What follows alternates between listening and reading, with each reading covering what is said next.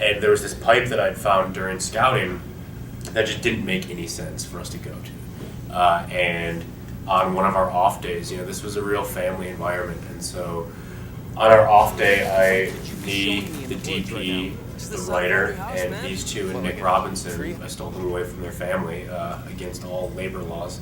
And we just went out in the woods, and I just recorded them, that entire montage of them banging on the pipe and just being boys and peeing off logs and throwing rocks and things like that. That was all shot, just the three of us. All the audio for that is shot on my iPhone.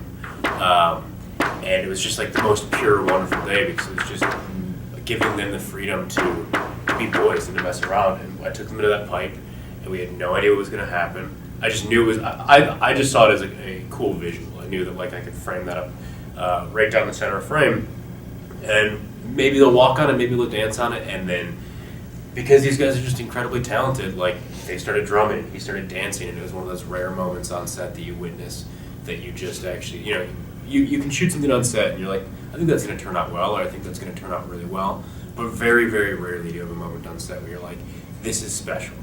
And honestly, as soon as we shot that, I started rethinking the movie. I think that particular scene is now the core of the film. It starts it off, and it really, I think that's one of the scenes that you mostly remember, and it was honestly all improvised, majestically choreographed in my mind,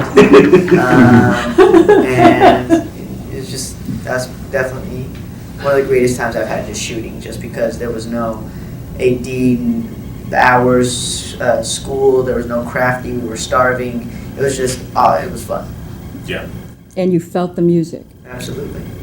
So we just started tapping away, and then Moises is like, okay, seriously, if we're gonna do this, let's actually it was just play music. It was just a very organic process, and once we figured out we could have him sort of do the backbone to the rhythm, just the boom, boom, boom, and then Nick Robinson would come in and accent that. It just and then it turns to.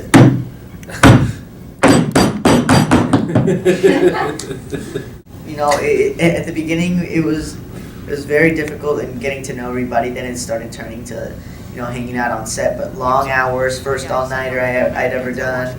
I have an obsession with coffee now because of that night, because I had to drink 4 or 5 cups. Thank God my character is wide-eyed the whole time, because that's how I was. Thank God we didn't have to worry about stunting your growth. Yeah.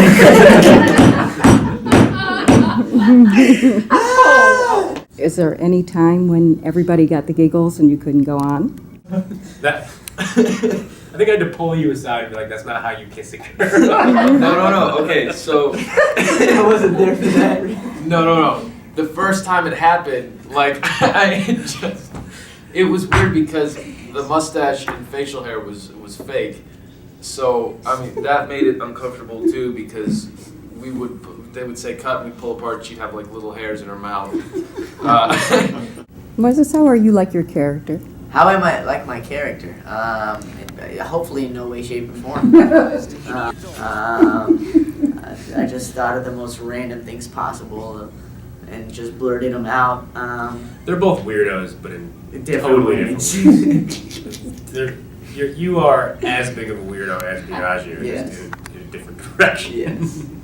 We would literally do 2-minute, just straight, whatever came to our minds. I do a lot of long takes, and we do a lot of resets, and we do a lot of, you can go and you can have something that's totally crazy, but one little great thing will come out of it. It's great, take that little piece, and now let's bring it back in. And the caveat to all this that I should say, because he'd kill me otherwise, is you can't do that without a good bass. And Chris, with his script, gave us a really, really wonderful bass to work off of.